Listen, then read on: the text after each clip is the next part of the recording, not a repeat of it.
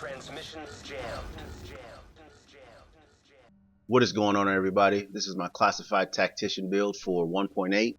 This is a solo PVE farming build designed around the cluster seeker mine. As you can see, I'm going for the 5-piece tactician. Like I said in my last video, I'm not impressed with the 6-piece bonus on the tactician. So with this build, I'm doing 5-piece tactician and an inventive backpack. Let's quickly go through what tactician is and how this seeker mine build comes together. The 2-piece bonus on the tactician is 15% skill haste. The 3-piece is 10% skill power. The 4-piece bonus is where the tactician really begins to shine. The more bullets you land on an enemy, the higher your skill power goes. For this build, I won't necessarily be shooting, but I'm carrying a pulse turret, and that pulse turret would also increase my tactician stacks. I don't necessarily build for the tactician stacks. As you can see, I'm sitting above the soft cap, which is 450k skill power. Anything beyond 450k skill power, you start to get into the point of diminishing returns. Fortunately for me, this build is not solely built around skill power. It's built around enemy armor damage and damage to elites. And as we continue to go through the build, I'll explain that to you. But going back to the 4-piece bonus, I'm using the pulse turret to finish off any enemies that my seeker mines don't instantly kill, but at the same time, it also stacks my skill power to give me back a stronger seeker mine and a faster cooldown. So the two kind of work together in tandem. The 5-piece bonus adds another 5% skill power and 5% skill haste, which isn't the best 5-piece bonus, but I'll take it and I'll use it. If it was 10% skill haste and 10% skill power, this set would be absolutely amazing and you would pretty much one-shot every NPC you come across.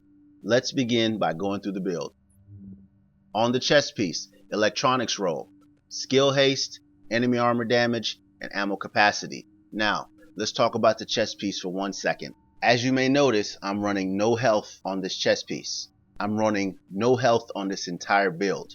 With this tactician build, you don't need health rolls. In fact, I get more out of having enemy armor damage and skill haste on my chest than I do out of any health rolls. The one thing I don't need on here is ammo capacity because I don't shoot. I rarely shoot. I would be better off with kill XP on my chest to farm proficiency caches, but this is how it rolled. I'm gonna take it.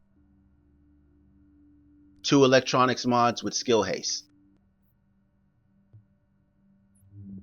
On the mask, electronics roll, skill power, and damage to elites.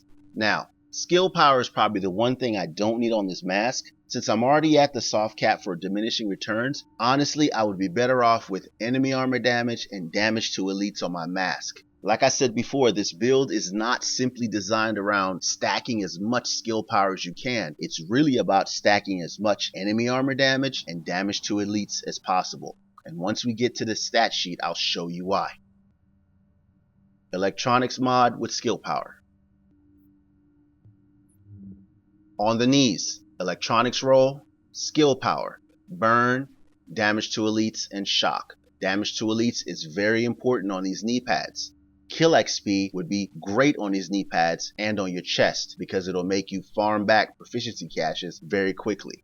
Honestly, the 3 pieces for this tactician are often the pieces nobody wants. Damage to elites on your mask, damage to elites and kill XP on your knees, and some of the worst gloves you've ever seen in your life. I'll show you these gloves in a minute. Electronics mod with skill power and 4% seeker mine damage. On the holster, skill haste. Performance mod with seeker mine damage. On the gloves, electronics roll. Now, these are by far the worst gloves anyone's ever seen, but for a tactician, these are absolutely perfect, and let me explain why. 1. Enemy armor damage. We're stacking enemy armor damage. Enemy armor damage is what makes this build so good. 2. Skill haste. The faster your skills come back, the more efficient you are at killing. 3. Health on kill. We are running 2 skills, we are not running a heal, and we're solo. You need as much health on kill as possible. Health on kill on your chest is not as beneficial as enemy armor damage, but there's more. I'll show you more as we continue on through the build. On the backpack, electronics roll, skill power, ammo capacity. Electronics mod with skill power, and 2 seeker mine damage mods. This backpack is inventive. The talent on this backpack increases your skill power by 15% while at full health. Unfortunately, once you take any damage, this bonus is gone. Therefore, it behooves you to remain at full health at all times. Now, let's talk about enemy armor damage and damage to elites. As you can see, I'm holding a gun in my hand that has ferocious and destructive on it. This weapon is a low gear score weapon. Before all this goofy gear score thing with the optimization station, this was a 182 Liberator. Everyone should have a copy of the blueprint for this weapon. It was given to you when you completed the story mission. One of the reasons you want to use a lower gear score weapon is because it takes less points to activate ferocious and destructive. As you can see here, it only takes 2014 to activate both ferocious and destructive. If you look at a 256 weapon, it's going to take 3832 to unlock both ferocious and destructive. Using a lower gear score weapon makes it easy to unlock. As you can see, we're only running 2961 firearms and stamina. The reason you want ferocious and destructive is because ferocious adds 10% damage to elites to your build. Destructive adds 15% enemy armor damage to your build. And the reason why you want to run an assault rifle is because an assault rifle adds enemy armor damage to your build. This all stacks up and it makes your seeker mines and your sticky bombs that more lethal in PvE. So on this weapon, I'm running ferocious, destructive, and predatory. Why predatory? I run predatory because anytime I get a kill with my sticky bomb or anytime I get a kill with my seeker mines, it procs predatory. I'm running 2 skills. I'm not running a heal, and I'm by myself. Predatory heals you for 35% of your health over 20 seconds. Every time I get a kill, it procs predatory, and it refreshes the predatory proc. It's as if I'm sitting in a support station at all times. Many people would say run determined in the bottom slot. Feel free to do that. I solo a lot of PvE content and I absolutely love predatory. Another reason I run predatory is because of inventive. If you take any damage, that bonus is instantly removed. So being at full health is far more important to me, and that's why I choose predatory over determined. But feel free to do whatever you want. On my secondary, I'm running an SMG, and this is really just if I get pushed, if I get rushed and I need to kind of pop off some shots just to finish off a target. But it's got talented, competent, and again, predatory.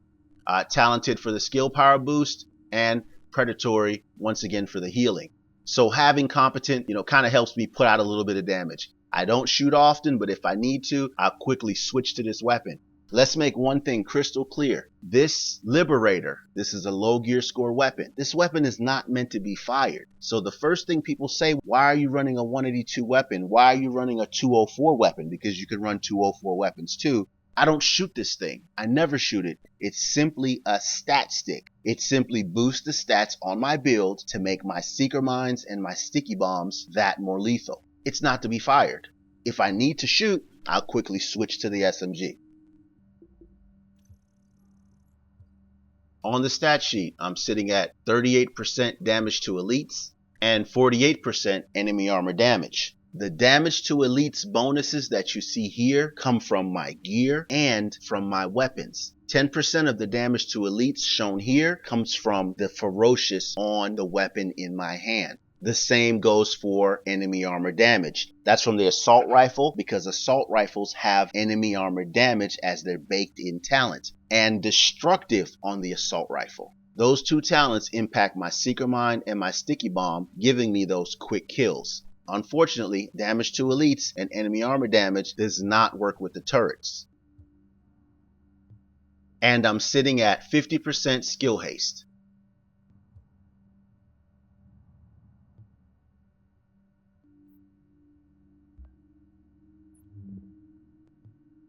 Now let's talk about the main part of this build. This is a skill build. This is the king of skill builds. The damage on this sticky bomb is up to 1.2 million with a 15.4 second cooldown. The damage on my seeker mine is 96,000 with a 10 second cooldown. I run the cluster mines because they're the best ones for PvE. Some people like to run the airburst, but as you can see, the damage on the airburst is far less than the damage on the cluster mines. For the talents on this build, I'm running Shrapnel. This is for the cluster mines because it spreads the bleed and kills the NPCs faster. I'm running Wildfire. This is for the flame turret in situations where I switch to the flame turret and the sticky bomb. Demolition Expert. This benefits both the Seeker Mines and the Sticky Bomb. And Chain Reaction. Using these 4 talents in combination is what makes your Sticky Bomb one-shot NPCs. It's what makes your Seeker Mines so powerful. Let's talk about skills and let's talk about stacks. With all my Tactician builds, I never build for the stacks. I don't depend on the stacks. I want my skills to be lethal whether I have my stacks or not. Currently, we're operating at 455k skill power. We are already beyond the point of diminishing returns. As we can see, my Sticky Bomb is sitting at 1.2 million with a 15-second cooldown. The Pulse Turret is sitting at 13.2 with a 14.2 second cooldown. And the Seeker Mine is sitting at 96,000 with a 10-second cooldown. When I get my stacks,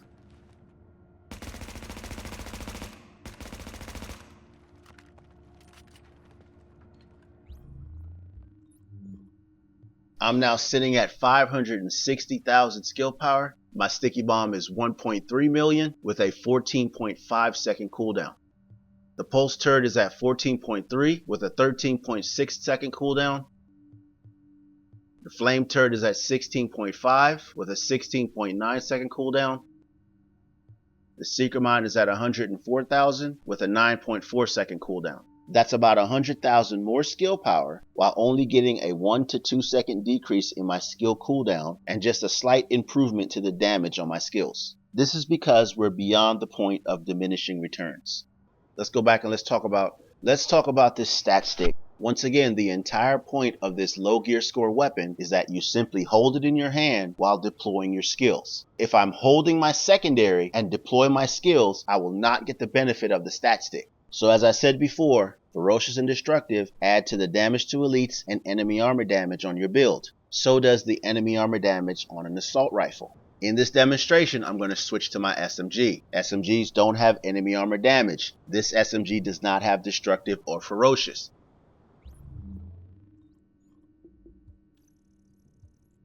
Because I'm holding this SMG, my damage to elites is down to 28%. My enemy armor damage is down to 14%, but my skill power is still the same. Let's go test it out. This is about taking the Rikers out at the knees. There's no one who can replace Lorraine Barrett. She's the one who organized the escape to Manhattan. They're holding 3 of my people there. I'm going to toss one Seeker Mine. Let's see how much damage it does. All right. Get them out first, but don't jeopardize the mission. We're going in on your heels. We'll break ends here. Come on, no letting up. Here we go. Not bad, but we could do better. This time we're going to use our stat stick. This is the assault rifle with enemy armor damage and damage to elites. Having this in my hand, my damage to elites is now up to 38%, and my enemy armor damage is at 48%.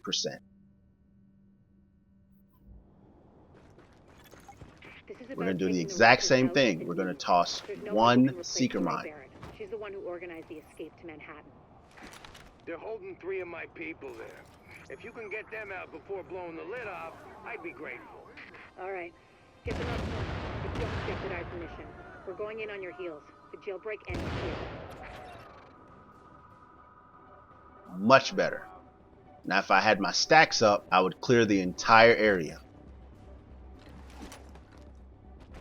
Let's go. Let's go.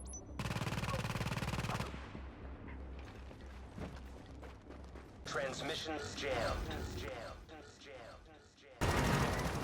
This has been my classified tactician build for 1.8. I hope you found this video helpful. Thank you for watching. Take care, everybody.